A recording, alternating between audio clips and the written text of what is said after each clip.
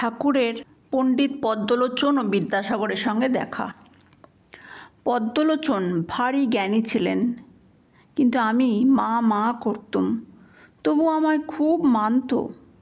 পদ্মলোচন বর্ধমানের রাজা সভা পণ্ডিত ছিল, কলকাতায় এসেছিল। এসে কামারহাটির কাছে একটি বাগানে ছিল। আমার পণ্ডিত দেখবার ইচ্ছা হলো, হিদেকে পাঠিয়ে দিলুম জানতে অভিমান আছে কি না।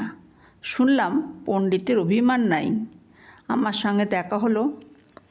এত জ্ঞানী আর পণ্ডিত, তবু আমার মুখে রামপ্রসাদের গান শুনে কান্না। কথা কয়ে এমন সুখ কোথাও পাই নাই। আমায় বললে, ভক্তের সঙ্গ করব, এই কামনা ত্যাগ করো, নচেত নানা রকমের লোক তোমায় পতিত করবে। বৈষ্ণবচরণের গুরু উৎসবানন্দের সঙ্গে লিখে বিচার করেছিল। আমায় আবার বললে, আপনি একটু শুনুন, একটা সভায় বিচার হয়েছিল, শিব বড় না ব্রহ্মা বড়। শেষে ব্রাহ্মণ পণ্ডিতেরা পদ্মলোচনকে জিজ্ঞাসা করলে। পদ্মলোচন এমনি সরল, সে বললে, আমার 14 পুরুষ শিবও দেখে নাই, ব্রহ্মাও দেখে নাই। কামিনী কাঞ্চন ত্যাগ শুনে আমায় একদিন বললে, ওসব ত্যাগ করছো কেন? এটা টাকা, এটা মাটি, এ ভেদবুদ্ধি তো অজ্ঞান থেকে হয়। আমি কি বলবো? বললাম, কে জানে বাপু, আমার টাকা কড়ি ওসব ভালো লাগে না।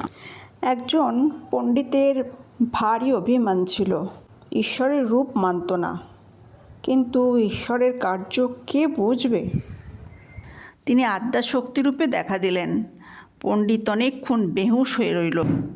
একটু হুঁশ হবার পর কা কা অর্থাৎ কালী এই শব্দ কেবল করতে লাগলো। ভক্ত, মহাশয়, বিদ্যাসাগরকে দেখেছেন? কীরকম বোধ হলো?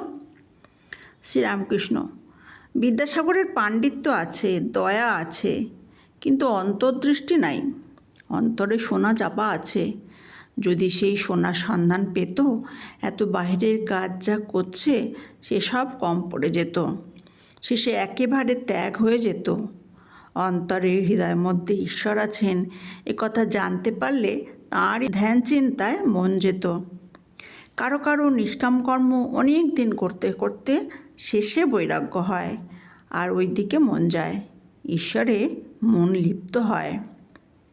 ঈশ্বর বিদ্যাসাগর যেরূপ কাজ করছে সে খুব ভালো, দয়া খুব ভালো। দয়ার মায়া অনেক তফাৎ। দয়া ভালো, মায়া ভালো নয়। মায়া আত্মীয়ের উপর ভালোবাসা, স্ত্রী পুত্র ভাই ভগিনী ভাইপো ভাগ্নে বাপ মা এদেরই ওপর ভালোবাসা। আর দয়া সর্বভূতে সমান ভালোবাসা। সকলকে ধন্যবাদ জানিয়ে আজকে ভিডিও এখানেই শেষ করলাম। সকলে সুস্থ থাকুন, ভালো থাকুন এই প্রার্থনা করি। আর ভিডিও ভালো লাগলে অবশ্যই লাইক, কমেন্ট, শেয়ার এবং সাবস্ক্রাইব করবেন, কারণ আপনাদের ভালোবাসাই আমার পথ চলার একমাত্র প্রেরণা।